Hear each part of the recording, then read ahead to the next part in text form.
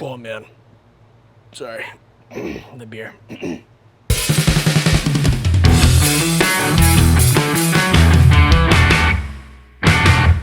Hey guys, Jason from Indescendants here. Today we're going to talk about equalizers, or EQ for short. Last video was a quick little tip video on how you could boost bass in your car.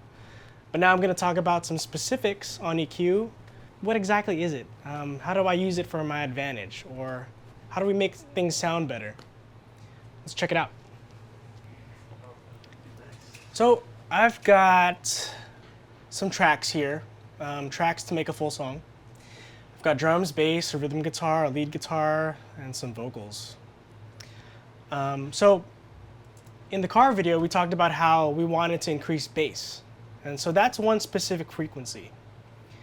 How you adjust those frequencies is with an equalizer. And there are a lot of equalizer out there, graphic EQs, parametric EQs, bandpass EQs, all sorts of EQs. Today we're going to talk about a pretty simple one, a pretty common one, the graphic EQ. I've got it pulled up here. That's what it looks like. Now, your typical EQ in the car has 3 bands, bass, mid, and treble. So that's a pretty wide scope because these frequencies actually have numbers assigned to them. Numbers assigned to hertz, frequencies, cycles, if you're into the whole math thing. Typically 20 hertz to 20 kilohertz. That's the range of hearing we have as humans. So for instance, let's take a look at my bands here. I'm zooming in because the resolution's pretty small. Typically, I'd say your bass range is from 20 all the way down there to say maybe 200, 250 in this case. Your mid range is then 500 to maybe 3K or 4K. And above that, 4,000 hertz or 4K, all the way up to 16, 20K is the treble range.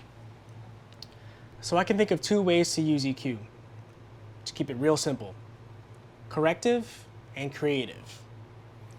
Now, corrective is when you want to reduce frequencies and tailor the room or correct for speaker deficiencies or, for instance, like we did in the car back in that video. And then there's a creative portion where you want to bring out certain instruments, make things sound better, something like that. So let's check out this the song that I have here. Right now I have no EQ. There's no special sauce. I'm not doing anything creative or corrective on it. So let's check it out. Whoa, whoa, yeah.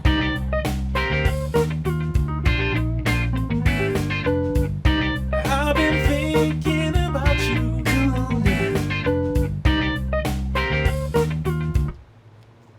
So it sounds pretty decent. I've got a basic leveling of the levels of the tracks, but I haven't added any EQ. So let's start with the drums. Let's see what's going on with the drums here.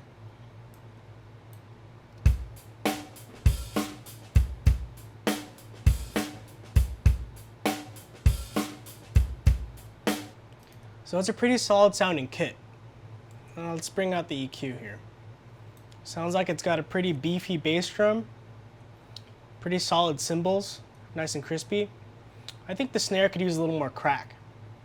Now that snare crack comes from the mid-range, sometimes upper mid-range or treble. Let's go find it.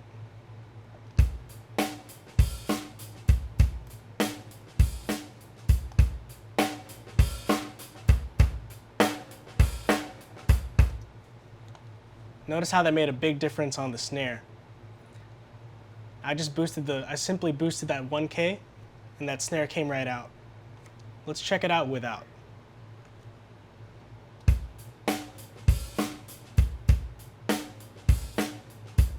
With.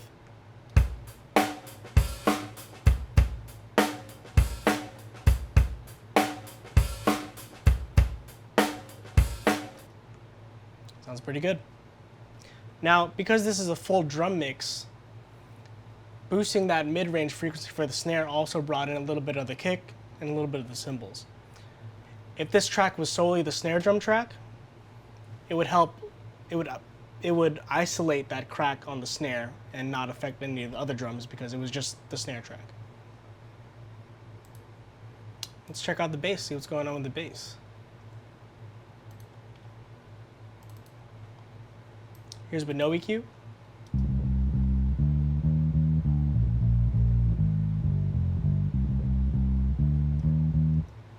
Sounds like one of those cool dubby reggae-ish fingered style bass tracks where there's not a lot of attack.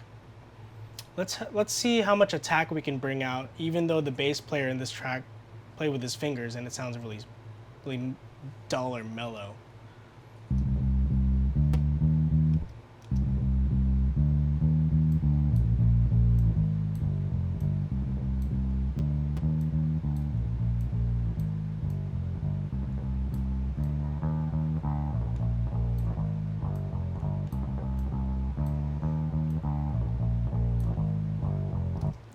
By boosting that same mid-range frequency that we boosted in the snare, we kind of got that nice little growl.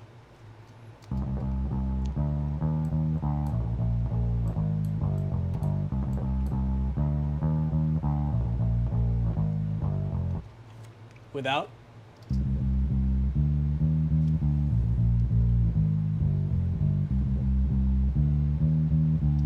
With.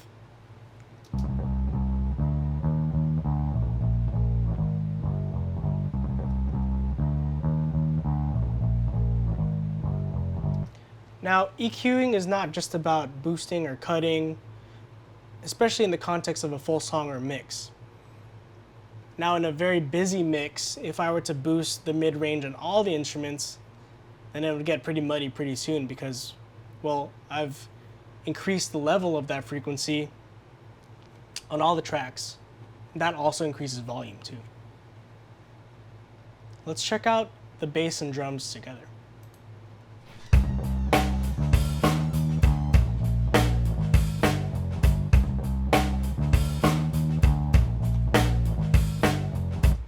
Without.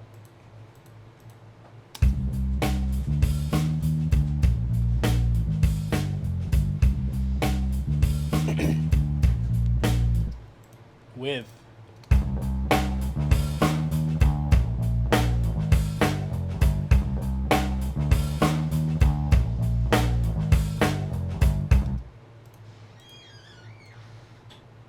Now, what happens when you go overboard? So, I'm sure a lot of you have tried to boost bass in your car by simply boosting the bass, and that probably yielded some pretty interesting results.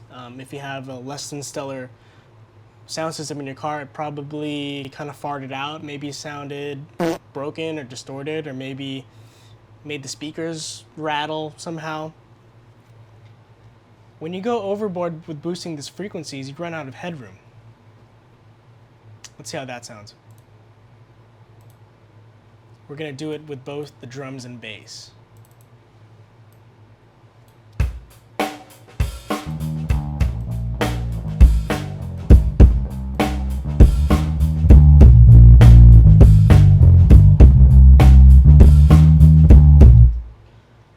Now that's pretty gnarly. So listening to all the frequencies boosted, all those bass frequencies boosted just sounded like crap, sounded terrible. We ran out of headroom. The meters were red. My speakers were on the brink of blowing out, kinda.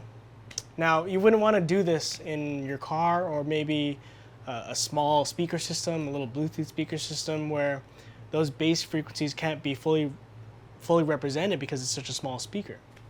You can't compensate so much for the physics of things. If the speaker's too small, you shouldn't be trying to put so much bass into it. So it's kind of akin to maybe like seasoning your steak or seasoning your food, adding lots of salt. Adding all that bass is kind of like adding all this sauce, all this barbecue sauce to your burger, or adding so much salt to your steak that you can't even taste the steak, you can't even taste the meat. Think of audio as like a plate of food, or consuming music like consuming food. You know, sometimes you want the balanced meal, sometimes you want to sauce it up a little bit, add some hot sauce, spice it up. Maybe add some treble sparkle to your vocals, or add that bass, or maybe scoop the hunky mids that are kind of sounding kind of weird. That's the next bit we're going to talk about. So the human voice is rich in mid frequencies. Not to get too much into detail, but that's kind of how you get the telephone effect. It's just mids. Not a lot of treble, almost no bass. So let's listen to the little vocal passage that we have here. Got a female background vocal thing here. Let's check it out without EQ first. Whoa, whoa, yeah. Whoa, whoa, yeah. So as I mentioned before, that critical mid-range frequency is around that 1K, 2K area. If I push it, yeah, it's gonna sound kind of nasally, kind of like as if I put my hands to my mouth and did the whole cone thing. That's kind of why, well, it's definitely why those megaphones or singing or speaking into a traffic cone sounds that way. You're boosting the mid-range frequencies. Whoa, whoa, yeah. Whoa, whoa, yeah. Whoa, whoa, yeah. Whoa, whoa, yeah. So that's a critical frequency range you don't want to mess around too much with, unless it's totally lacking. Now, it's important to note that when you're EQing, and if that source actually doesn't have those frequency ranges, don't try to add it. If it's not there, you can't add it. Now, if it is there, you could definitely remove it or subtract it and maybe make it fit better in the context of a mix or a song or on an instrument, on your amplifier, something like that. Now, EQ is about subtracting and adding. It's corrective and creative. Let's check out how I can make this song better.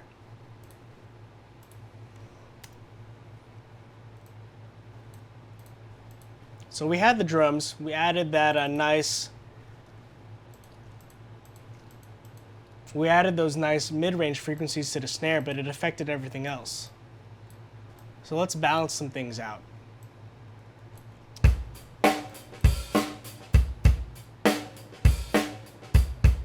So that has a nice solid kick drum, but I also want to make room for the bass guitar. Now, obviously bass drum, hence bass is in the name there. Bass drum and bass guitar live in the same frequency range. So let's see how I can carve things out so they could kind of coexist and be happy together, and also so that we have the headroom to work with.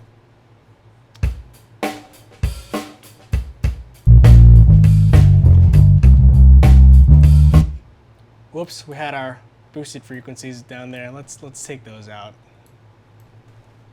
And now we're back to normal.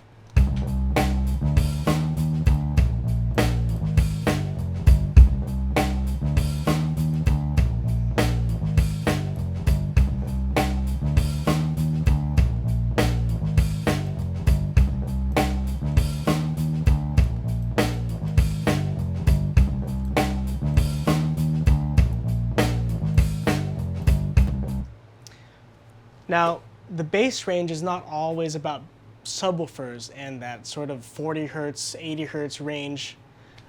This is why, quick note, on the back of home theater subwoofers or lots of subwoofer amps or any sort of subwoofer system, you see a crossover section. Basically, not to get too much into detail, the crossover dictates where the subwoofer will take care of the bass range and then let all other frequencies above that range that you set, that's being sent to the other speakers so that the other speakers don't have to worry about that frequency. That 80 hertz range is a typical home theater bass range. Now, if you set it any lower, that's where you get the real explosion rumble or any like explosion effects, gunshot effects. A lot of those cool movie effects live in that subwoofer range, in that sub-frequency range. Now, bass isn't all about subwoofers. Bass can also live in the upper range. Bass can live in the 100 to say even as high as 200, 300 range. Now, we listen to music on our cell phones a lot.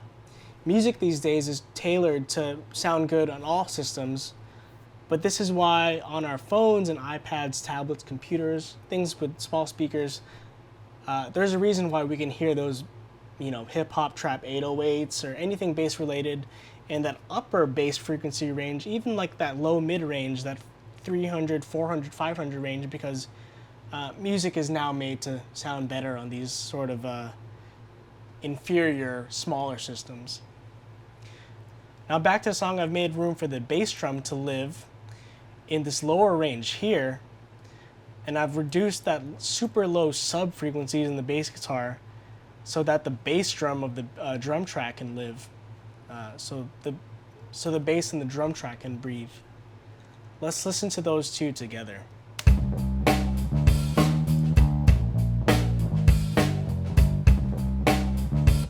Once again, without.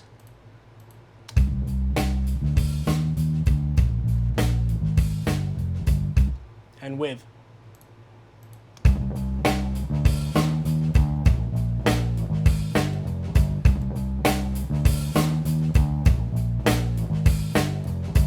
Just now I've increased the treble, that 16 range, just now I've increased that 16K range on the drum track so that we kind of could hear the sizzle of the cymbals a little bit better.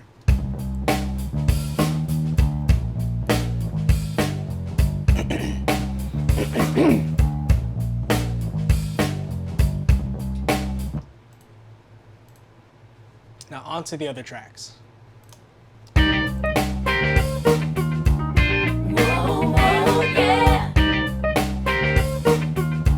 Now when you're making music and making tracks on your computer, it's easy to just solo and isolate each individual track and make them sound good, but you also want to EQ in the full context of the song. So meaning I'm not soloing or isolating that track, I'm listening and EQing said source while listening to everything else.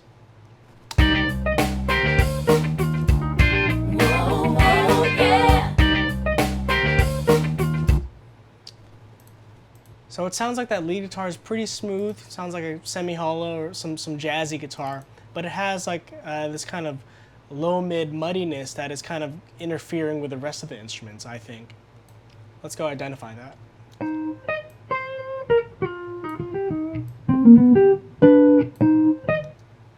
I think I found it in this 200, 250 range. Let's take a little bit of that out so that the rhythm guitar, let's take out some of that so the rhythm guitar and the other instruments can breathe. Whoa, whoa, yeah. Whoa, whoa, yeah. Whoa, whoa, yeah. So it's important to note that when you're reducing frequencies or removing frequencies or cutting, you're also reducing the volume, overall volume of the track. So be sure to compensate on the volume fader or the volume knob or even the output gain on your equalizer, because you've lost energy, you've lost some frequency, so make up for it.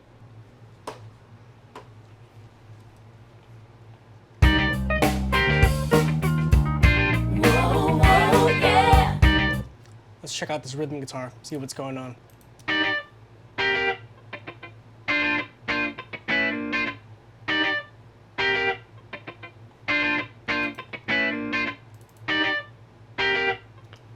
Sounds pretty balanced to me. Let's see if there's anything going on in the low bass range, because not only should we be accentuating the character of certain instruments, we really got to make sure that we don't have anything we don't need, like sub bass frequency ranges. Let's see if it's in there.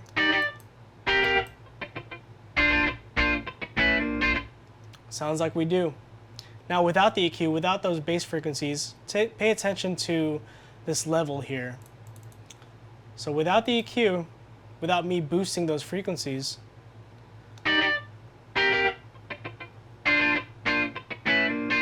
I'm peaking at about minus 8.4. And now when I found the bass frequencies and accentuated it, we almost lose headroom. Got louder by a couple dB. Now if we remove those frequencies, we clean it up and remove the frequencies that don't need to be there, like the sub bass.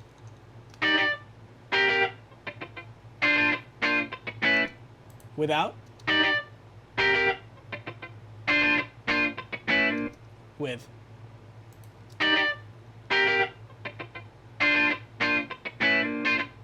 Pretty subtle, but we've saved our precious headroom, and now we could make room for some other instruments if we wanted to. Whoa, whoa, yeah.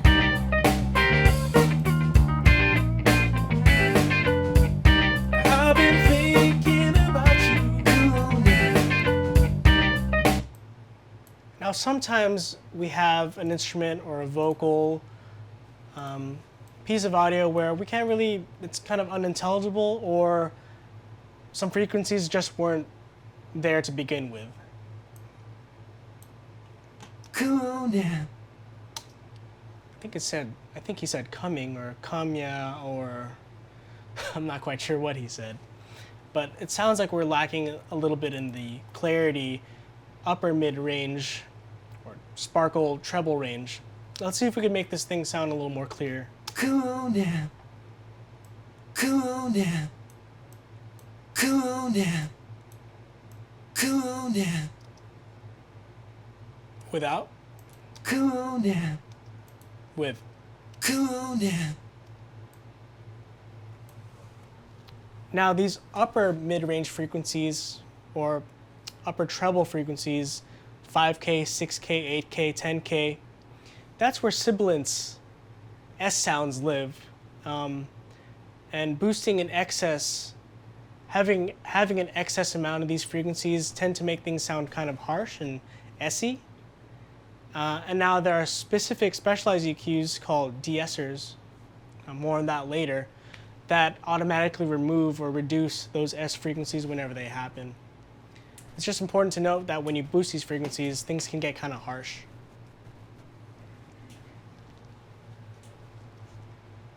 Let's check it out in the context of the mix. Cool now. Cool now.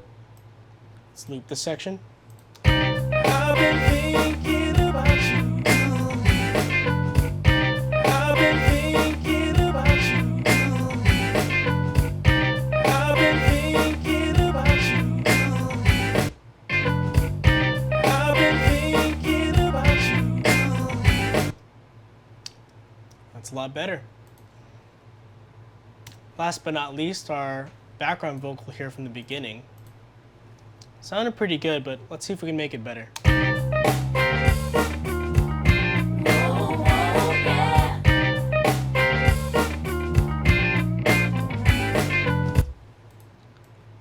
Let's loop this section so we can get a better grasp at it. Whoa, whoa, yeah. Whoa, whoa, yeah. Sounds like a pretty full vocal, but maybe we can bring out some of that airiness. That sounds like a nice stack of female vocals. So we can kind of bring out that crispy, airy aspect of it by boosting some 16K. Whoa, whoa, yeah. Whoa, whoa, yeah. Whoa, whoa, yeah. Whoa, whoa, yeah.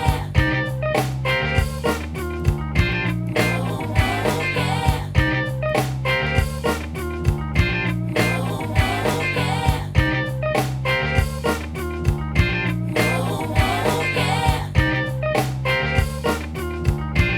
Whoa, whoa, yeah. Let's bring it back. Whoa, whoa, yeah.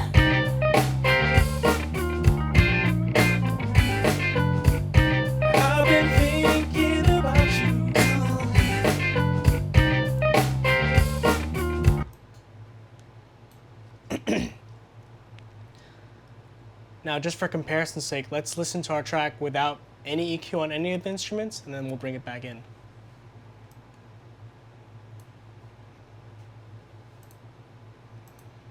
Here's without.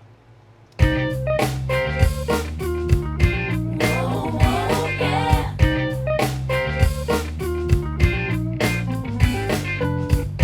I've been thinking about you. Cool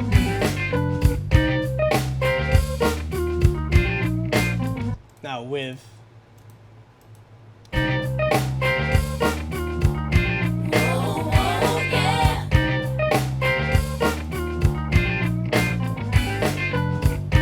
I've been thinking about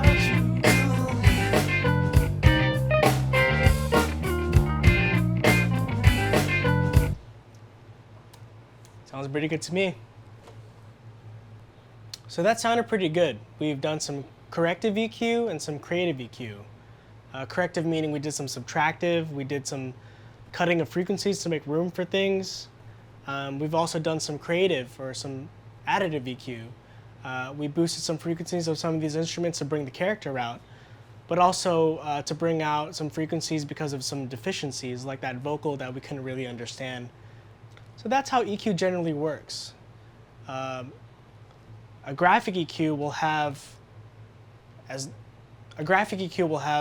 as little as 3 bands to as many as 31 bands to really fine-tune a sound system in a live sound situation, or even 100+ bands if you have some really high-end car sound equipment where you could really fine-tune your sound.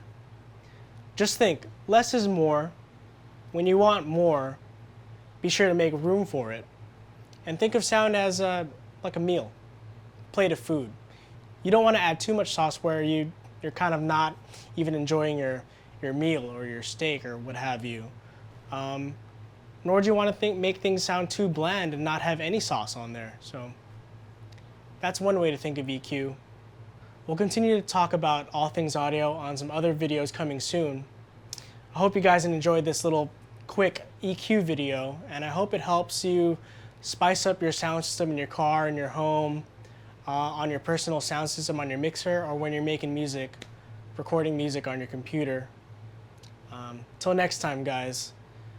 For more Indescendants content, like and subscribe below, and I'll see you guys next time.